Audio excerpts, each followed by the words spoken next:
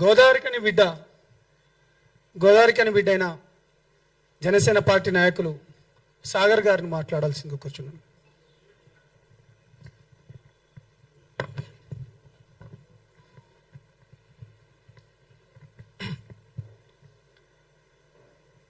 అందరికీ నమస్కారం.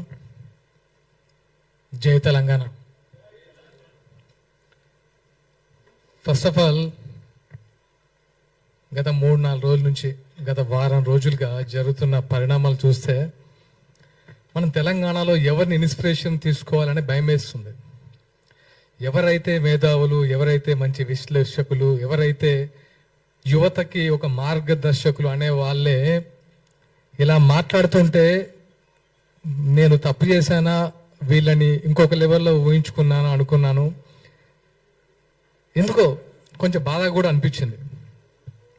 ఈరోజు ఈ ప్రెస్ మీట్ పెట్టడానికి కారణం, ఇది ముగిద్దామా లేదా మీరు డిసైడ్ చేసుకోండి. పాషం యాదగిరి గారు, నేను మిమ్మల్ని ఎప్పుడు కలవలేదు, పేరు మాత్రం విన్నాను, చాలా గొప్పగా విన్నాను. కానీ నిన్న ఫస్ట్ టైం ఈ చూసిన తర్వాత నాకు మిమ్మల్ని గారు అనాలంటే నాకు నా మీద ఏంటి, ఈయనేంటి ఇలా మాట్లాడాడు, అసలు ఏంటి ఈయన బ్యాక్గ్రౌండ్ ఏంటి, ఈయన మనస్తత్వం ఏంటి, ఈయన సీనియర్ జర్నలిస్ట్, విశ్లేషకులు, విద్యావేత్త, ఎంతోమంది తెలంగాణ ఉద్యమంలో ఎంతో మందిని చైతన్యవంతులు చేసిన ఆ పెన్ను ఇలా మాట్లాడుతుందా అని కొంచెం బాధేసింది. ఆయన మాట్లాడిన మాటలు మీ ఇంట్లో వాళ్ళకి ఒక్కసారి చూపించండి యాదగిరి గారు.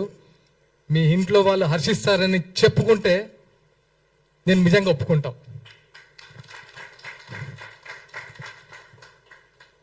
ఒక పర్సన్ పట్టుకొని మీరు ఎలాంటి మాట్లాడారో ఒకసారి మీరు మాట్లాడిన వీడియో మీరే చూసుకొని సిగ్గుపడండి. ఒక్కసారైనా సిగ్గుపడండి. ఎందుకంటే ఇంకోసారి తప్పు చేయకుండా ఉంటారు.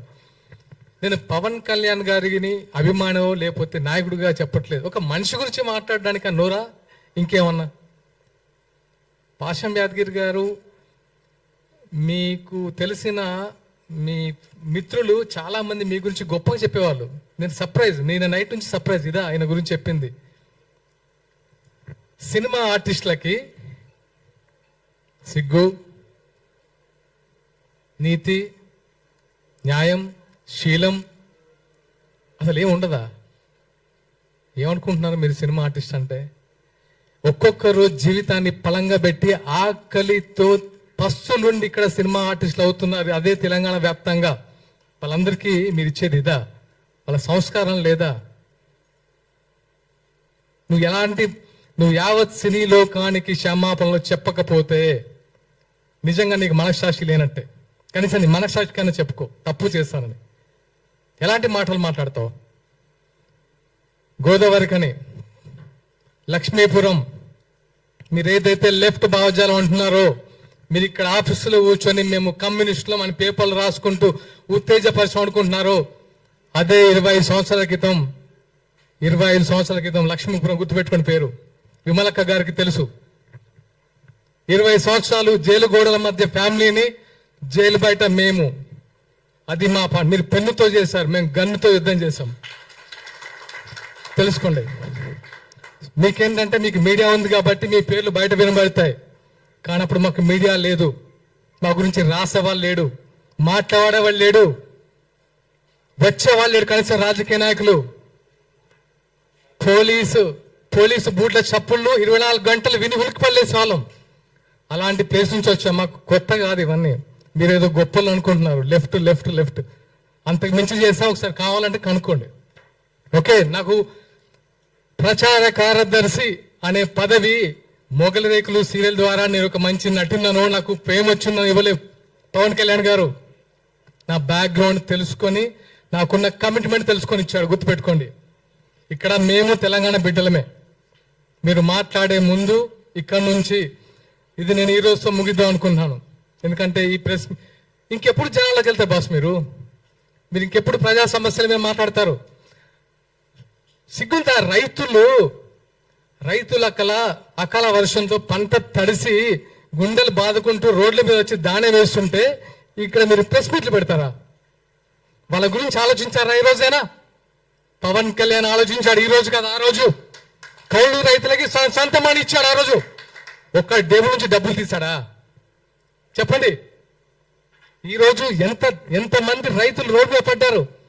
రైతు అనేవాడు పంటేసినప్పటి నుంచి ఎరువులు దొరక్క, రుణాలు దొరక్క, అతి కష్టం మీద పంట తీస్తే ఆ పంట నెల రోజుల నుంచి కళ్ళాల మీద పడిగాపులు కాస్తూ అరే ఎప్పుడు వర్షం వస్తా అని గుప్పిట్లో పెట్టుకొని ఉంటే వీళ్ళు వాళ్ళని పడుచుకోకుండా ఈ సొల్లు మీటింగ్లు పెట్టేసి పవన్ కళ్యాణ్ ఒకరు దొరికారు కదా, మనకు మంచి ఫేమ్ వస్తుంది, మంచి మైలేజ్ వస్తుంది, ఈరోజు ఇంతమంది వచ్చి మాట్లాడతారని సొల్లు మీటింగ్ పెడతారా మీరు?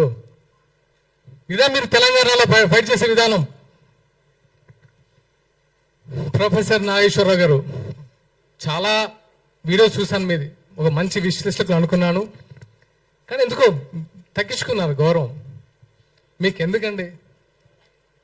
మీరు అన్ని పార్టీలు సేమ్ మీ ముందు, మీరు అన్ని పార్టీ నాయకులు మీకు రెస్పెక్ట్ ఇస్తారు.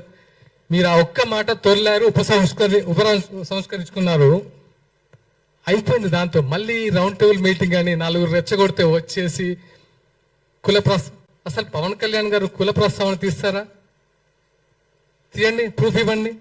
నిజంగా మీ ఇంటికి ఆంధ్ర పోలీసులు వచ్చారా? చెప్పండి. ఆంధ్ర పోలీసులు వస్తే రుజువు చేయండి. మీరు వచ్చారని ప్రూవ్ చేయండి, మేము తలదించుకుంటాం.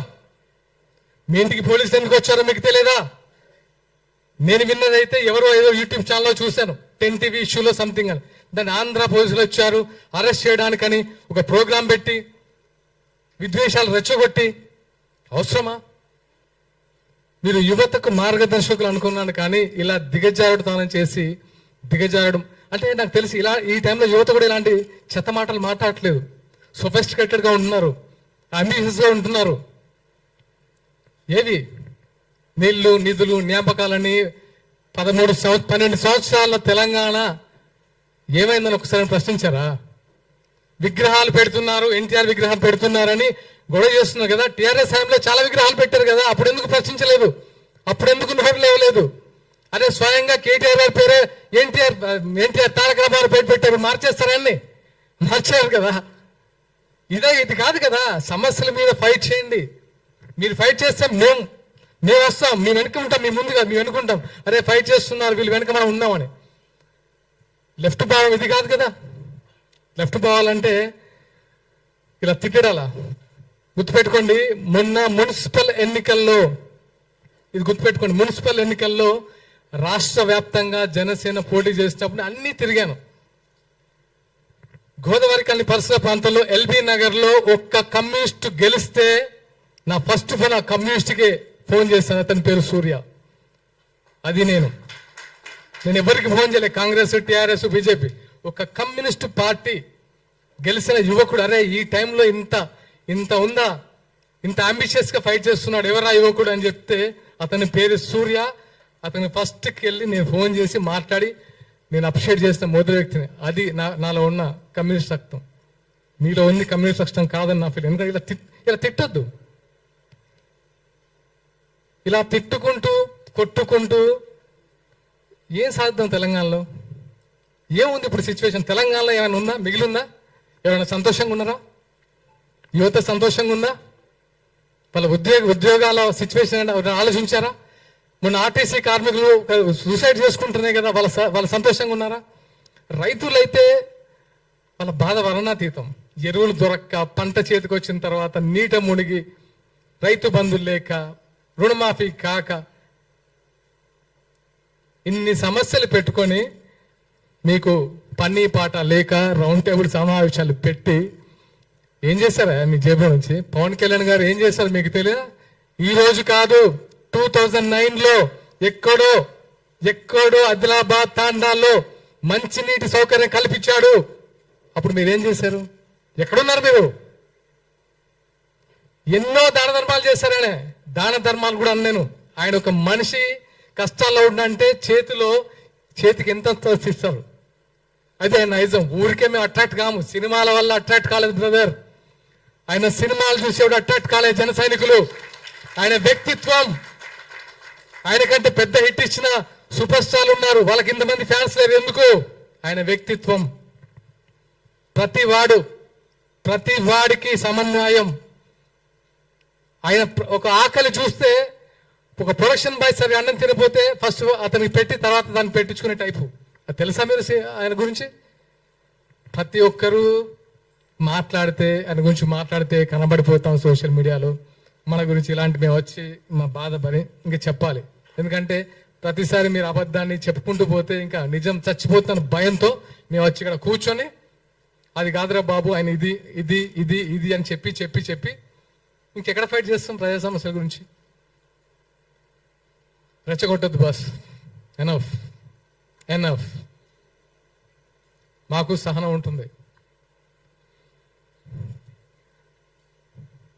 ఇక నుంచి ఇలాంటివి పునరావృతం అవ్వద్దు. ఇది ఈరోజు ముగిద్దాం ప్లీజ్. ఇంకా ఇలాంటి పవన్ కళ్యాణ్ని హైదరాబాద్ రాకుండా అడ్డుకుంటాం. ఎవరికైనా దమ్ముందా? మీకు దమ్ముందా చెప్పండి, తెలుసుకుందామా? ఆపగలరా? మీకు రాజ్యాంగ విలువలు తెలుసా? రాజ్యాంగ హక్కులు తెలిసే మాట్లాడుతున్నారా? తెలంగాణలో జనసేన పార్టీ చాలా బలంగా ఉండబోతుంది.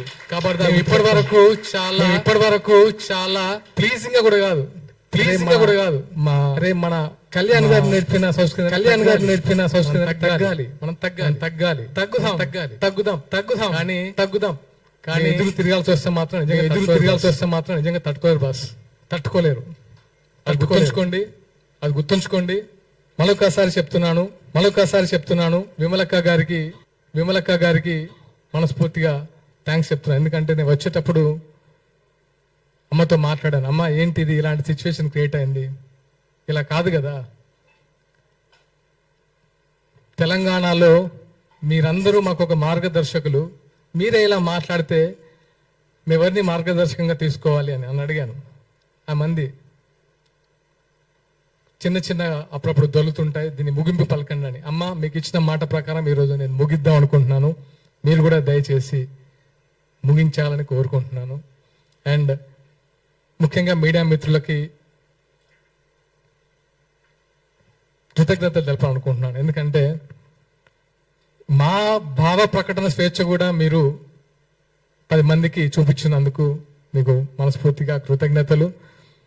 అండ్ జనసేన కార్యకర్తలందరూ నొచ్చుకోకండి. ఎందుకంటే ఇప్పుడు యాదగిరి గారిని నేను కూడా మీరు అన్నట్టు మాట్లాడితే మీకు ఫ్యామిలీ ఉంది, భరించగలరా? ప్రొఫెసర్ నాగేశ్వరరావు గారిని మీరు భరించగలరా మీ ఇంట్లో వాళ్ళు? మరి పవన్ కళ్యాణ్ గారి ఫ్యామిలీ ఎన్నిసార్లు భరించాలి సార్? ఎంతమంది భరించాలి? అక్కడ ఏపీలో వాళ్ళైతే నోరు పెట్టలేము, తెలిసిందేగా. ఇంకెంతకాలం భరిస్తాడు ఆయన కూడా సహనం ఉంటుంది కదా. ఇంకానా 3 పెళ్ళిళ్ళు 2 పెళ్ళిళ్ళు ఏంటి బాస్? ఇంకా ప్రపంచంలో ఎవరికి సిచ్యువేషన్స్ వల్ల అవ్వట్లేదా? ఆయన ఏమన్నా రాజ్యాంగ విరుద్ధంగా చేశారా?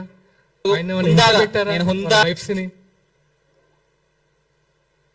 వాళ్ళే బయటకు వచ్చి ఆయన గురించి గొప్పగా చెప్తారు. మీకు వచ్చే నష్టం ఏంటి? ఇంకా చాలు, enough. Thank you all, thank you so much. Thank you. మీకు మళ్ళీ ఒక రిక్వెస్ట్ అన్న, ఇటు మీ